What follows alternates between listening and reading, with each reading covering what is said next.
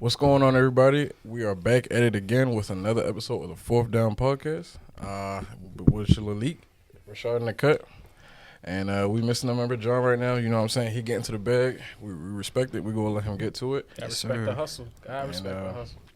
We're going to keep it pushing. We're going to keep pushing. And I think I got to start with this. After what we just saw last night, I mean, that Patriots and Bills game with so many playoff implications. Patriots coming in at 8-4.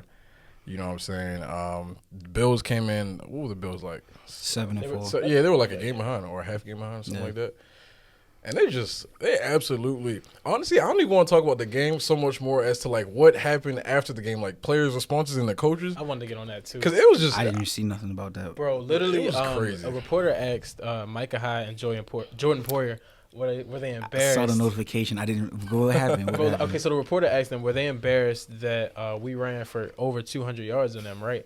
And so they were like, "What? Like, what kind of question is that?" You know what I'm saying? So it's like, and then Micah Hyde was like, Micah was in his feelings. He was like, "All right, I'm gonna remember that. All right, keep that same energy." Because he was like, "I come in here, I answer all y'all questions respectfully every week. So I just want y'all to keep that same respect." But I mean, I think it goes without saying that they were embarrassed because Sean McDermott admitted that he was embarrassed. Like, if the coach was embarrassed, you know damn well the team was embarrassed. Like, I'm gonna be real because I started watching the game probably like towards the end of the first and then the second quarter. You didn't miss much, to be honest. No, yeah, and you know the Harris, bro. crazy thing is I missed Mac's first of 3 throwing attempts. Yes. Was it first of 3 or 2? Yeah, it was 3. Oh, it was 3. Okay. He missed the one. Yeah, he missed. So he was 2 for 3 though. Like it was 3 total. And I'm gonna be honest with you. I'm gonna be real. As a fan sitting at home, maybe it's different for the players on the field. I would hope, but it was like as they kept snapping the ball and would huddle up, I'm like, they gonna pass it this time. They gonna pass it this time. Exactly. So it was just like I was like. I felt bad, but not really too bad for the Bills defense because I'm like, if I'm sitting at home thinking like, yo, it's no way they're gonna keep running. I know they was. It's crazy because I was watching it with my mans and like we was he made the point. He was like they didn't start stacking the box till like the end of the third, fourth quarter, and he was like, yeah, now just stacking the box. Even if they did, bro, they were still averaging 5-6 yards a carry. Like they knew they ran the ball for 33 plays or something like 33 plays in a row. 30 plays in a row, yeah. 30 plays in a row, and they got to the red zone like that. And my thing is like, and they said it on the broadcast, which I thought was hilarious, but it's so true. And Patriots fans, y'all know this. I'm not trying to be funny or anything. But when you see N'Keal Harry on the field for more than half of the snaps, you know damn well they are not throwing the ball with him on the field. Check this out. I'm glad you brought that up, bro. Shout out to N'Keal, bro. You can't catch. You can't create separation. You can't block get like open, a bug, but though, you bro. can block like a, you know what I'm saying? maybe it ain't handing his out fault, pancakes. Like I was actually about to ask like, what are y'all doing with him? Like, bro, he's a great run blocker. I know. God damn, y'all not about to waste a first round. Y'all not just waste a first round draft pick on a wide receiver pass a run blocking he can't receiver. Create separation. So I mean, what else is he going? He can't field kicks. The Buffalo only scored their only touchdown because he fumbled.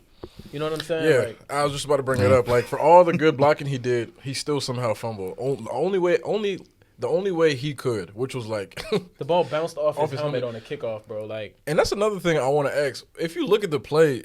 Like I think it was Gunnar Olszewski was back there to field the punt. To me, I thought after watching the replay, they were trying to do some tricks though, because he was back there faking like he was doing a punt, but N'Keal kept following the ball. It was like he wanted to catch it, but then he didn't want to catch it. At the end, he was like, "Oh, I'm not gonna catch it," but it hit him in the helmet. I guess maybe he shouldn't have killed it.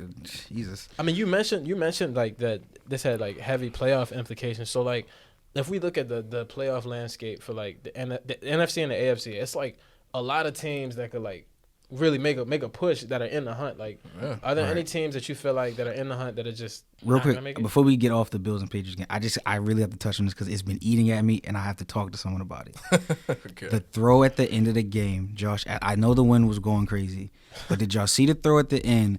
When he was trying to hit the guy fourth down, right? At the very end, when we got coming across, and then he had Gabriel Davis. He had the guy going right next to where he threw the ball, wide open. Bro, check this out. What was y'all thought? Like, what was y'all thinking? He was predetermined to go to Gabriel, right? Because he looked at Cole and he was like, all right, Cole's a little covered, so I'm on the back because the back should be wide open. So Miles saw that too. Miles watched Josh Allen's eyes, so he broke off of Cole and then just played the ball. I think it was number 41. He actually just made like a great play. Bro, he's on the practice squad. I understand. You're not wrong. But What does it say to Josh Allen that? And I get you're saying like that was probably the plan to go in, but are you not like? What are we not really gonna get on him for not making that read to go to the guy wide open right next to him? No, so the thing is, no, we are gonna get him for that because he does. Because I feel like, and I don't want to be that guy. And I know for all my fans that know me, for all the people that watch and they know me, I know where I'm going with this.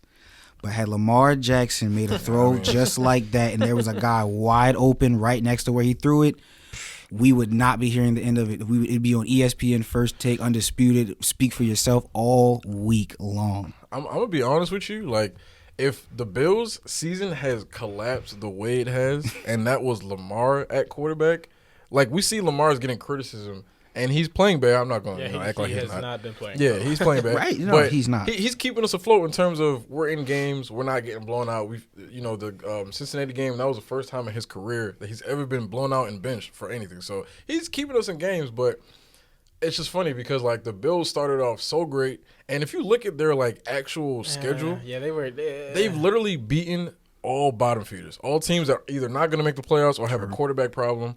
And the team that they've struggled against, the only good team they've beaten all year, in my opinion, is the Chiefs. It's the only good team they've beaten. I don't even remember that game, bro. Like, I mean, are we considering the Chiefs good? They're okay. I was about to say, and that was when the Chiefs were struggling. That's the crazy part. So it's like they really haven't beaten any good team. And then the funny part about the last night to me was the fact that, like you said, playoff implications. They lost that game, so now they're the 7th seed. They play Tampa Bay next week at Tampa. In my opinion, they're not winning that game. It's another L. And I guess to go into the playoff. Hold on, wait. Before we move on, I just want to make it be known that I saw this tweet. I'm not going to name who you are, but you know who you are. That said, I can't wait for the Patriots to be embarrassed on national television so I can tell the world I told you so. And I just want to say to that, again, I'm not going to call you out. You know who you are. Damn. I'm not going to. It's still time to delete that tweet, my friend. There's still time. Still set the delete button is still there. But yeah,